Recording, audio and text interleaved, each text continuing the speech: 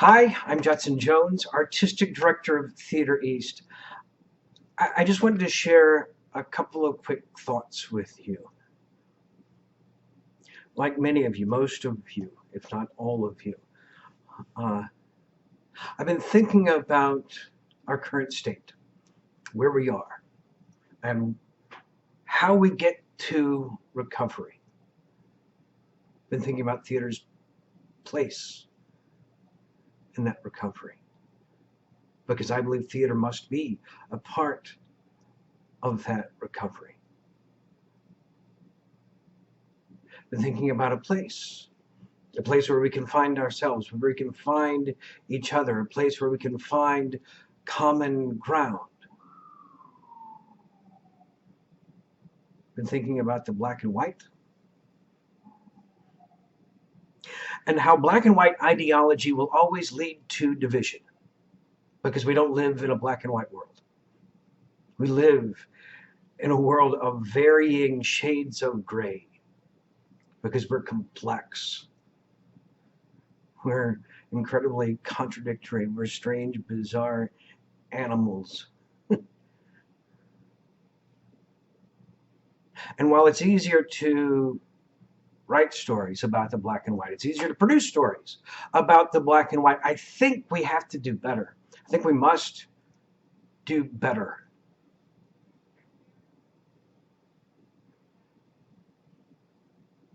I think we can find common ground. I think that common ground is what leads us to empathy. Turn on the news, read a paper, go on social media, God forbid. You will see a world in dire need of empathy, the ability to step into someone else's shoes for a moment. That's what we desire to do. Over 10 years ago, when we founded Theater East, it was the idea of talking about complex issues, and that we believe there's no subject that is too dangerous that we can't talk about it, that we can't discuss it when we come at it from a place of kindness, when we are earnest in our approach to bring people together. I think about John Peter Berger, artist and novelist, who wrote that the strange power of art is sometimes it can show that what we have in common is more urgent than what differentiates us. It seems to me that it's something theater can do, but it's rare. It's very rare. Sometimes it is seemingly impossible, but I think we have to try. And that's what we've done. That's what we will continue to do. Most recently,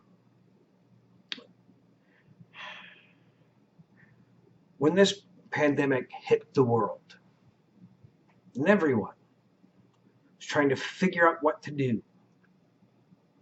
And I know with theater companies that there seemed to be the thought of we can go dormant. Everyone would understand. We could roll out footage from the production from 3 years ago. Or we could create something.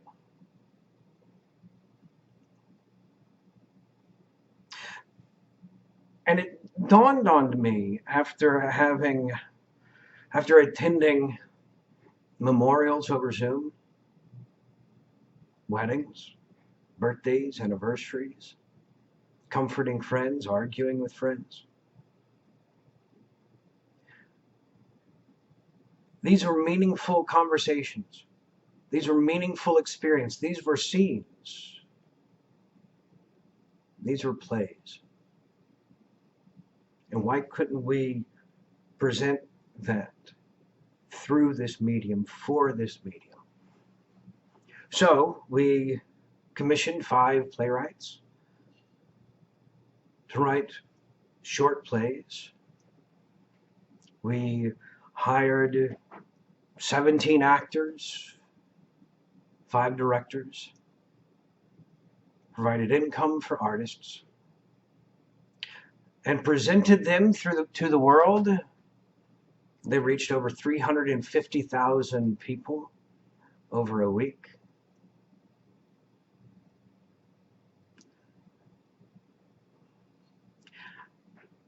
And as a nonprofit, as a 501c3, whose designation is to serve, it felt nice to be able to give it to the world.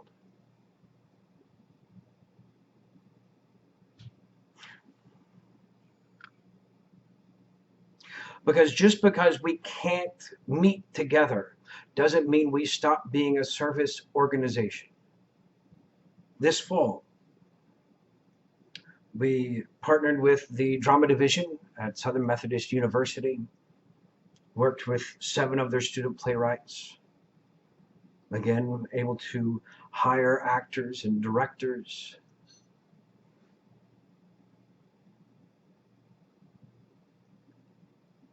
And to foster stories that talk about those complexities, provided everyone, including myself, the opportunity to wrestle. I love having the opportunity to wrestle. Sadly, many plays that are written aren't intended for me to wrestle. They're intended for others to wrestle.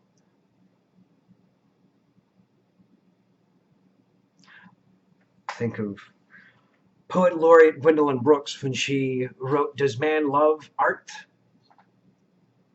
Man visits art but squirms. Art hurts.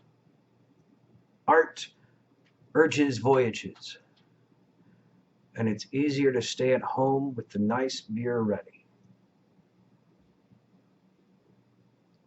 I get it. But I think when we wrestled together, we have the opportunity to see one another. Moving forward, we want to continue to create those opportunities. In February, we will present the world premiere of Petra Brusiloff's new play, Processing. Written for a remote medium. We will do a full run of it with live performances. This play that follows 4 2020 high school graduates who are playing an online game of Monopoly and trying to reconcile their clashing memories of their late computer science teacher. We hope you'll join us for that. And in other news, Theater East has been in negotiations with Astoria Performing Arts Center.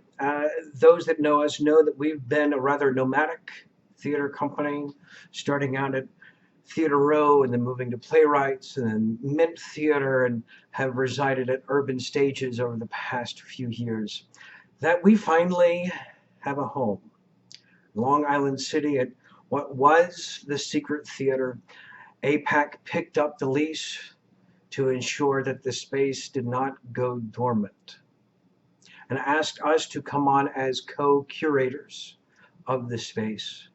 And we look forward to not only bringing our Manhattan community out to Long Island City, but creating a community there in Queens.